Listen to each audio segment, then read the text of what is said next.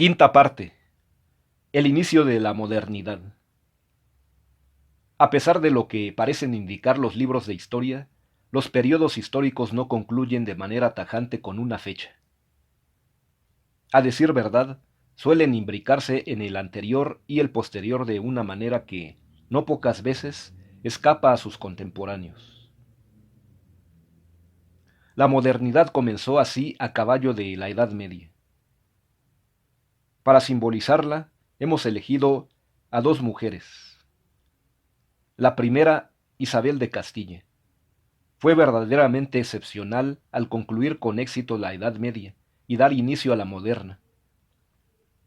La segunda, Lucrecia Borgia, simboliza esa mezcla extraordinaria de corrientes culturales que significó el Renacimiento, y todo ello sin haber sido ni artista, ni monarca, ni varón.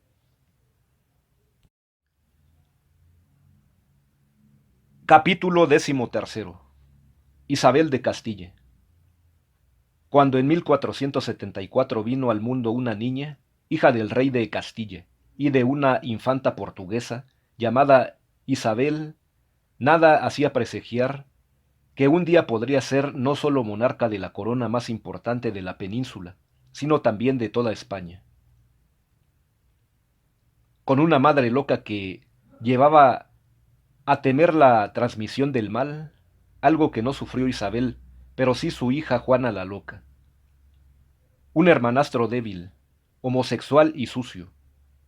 Enrique IV el Impotente, cuyo reinado fue a la deriva, y un varón que la precedía en la línea sucesoria. Se hubiera esperado que Isabel hubiera crecido sin carácter, y por añadidura nunca se hubiera sentado en el trono. Sin embargo, las circunstancias se desarrollaron de otra manera.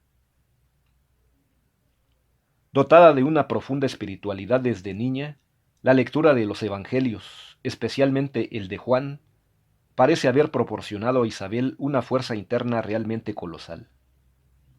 Soportó así una peculiar entereza la enfermedad degenerativa de su madre, el comportamiento ambivalente de su hermanastro, que lo mismo la mataba de hambre y frío que la llamaba a la corte, y la muerte de su querido hermano quizá por envenenamiento. Donde la mayoría se hubiera hundido, Isabel se fortaleció.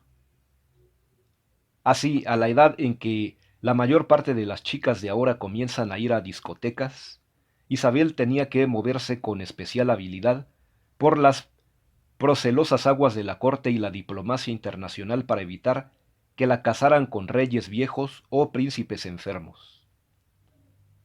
Su corazón pertenecía ya entonces a Fernando, el todavía heredero de la corona de Aragón. Y si el matrimonio se consumaba con él, quedaría también prácticamente concluida la reunificación de una nación desintegrada por la invasión islámica del siglo VIII. Las circunstancias en que, al final, ambos jóvenes, apenas unos quinceañeros, consiguieron encontrarse y casarse fueron realmente novelescas.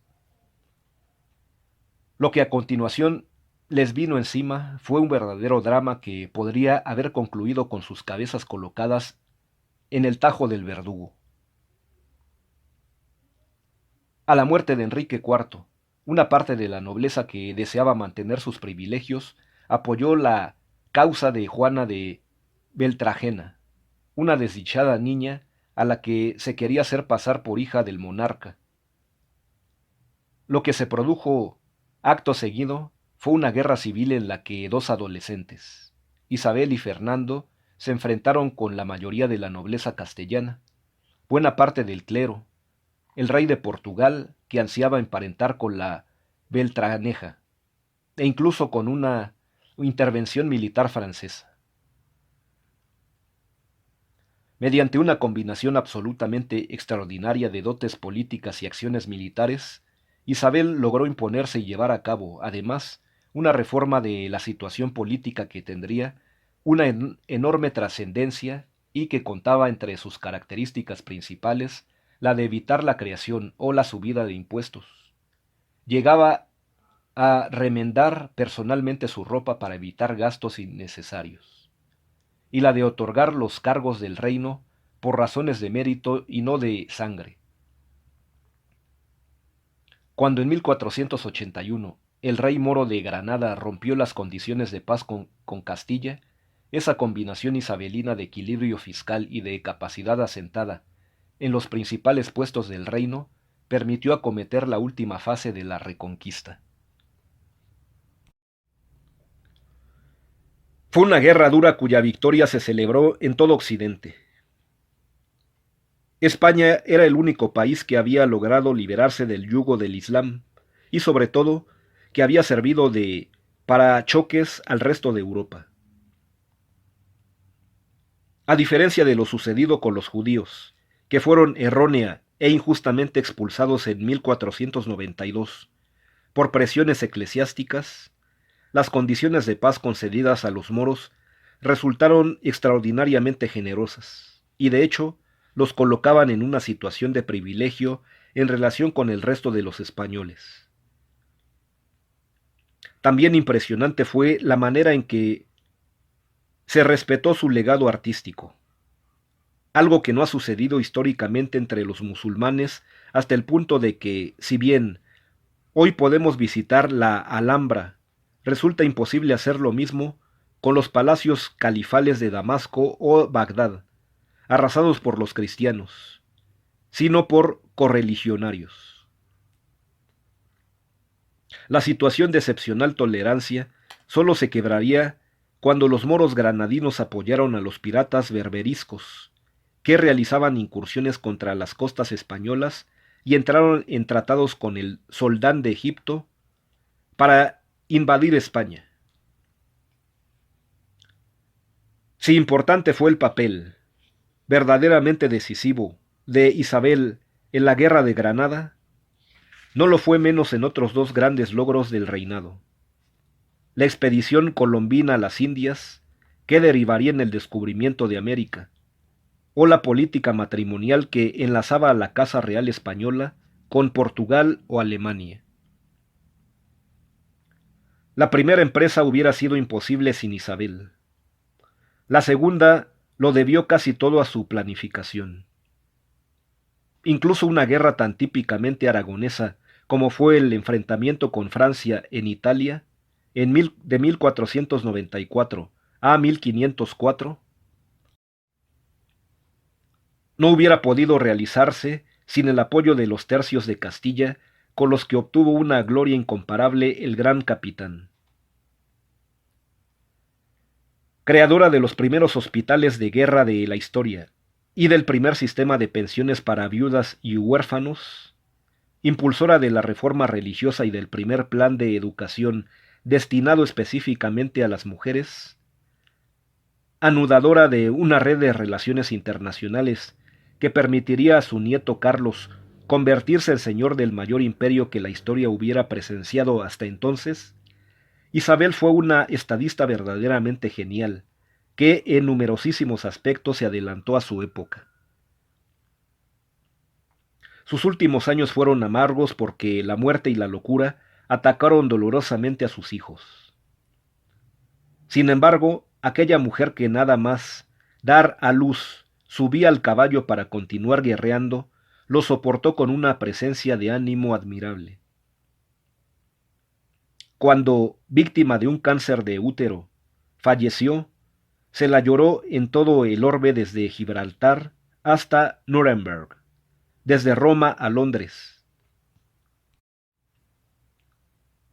en la convención de que ningún contemporáneo suyo había conocido a personaje más destacado, notable y noble. Isabel sin mitos.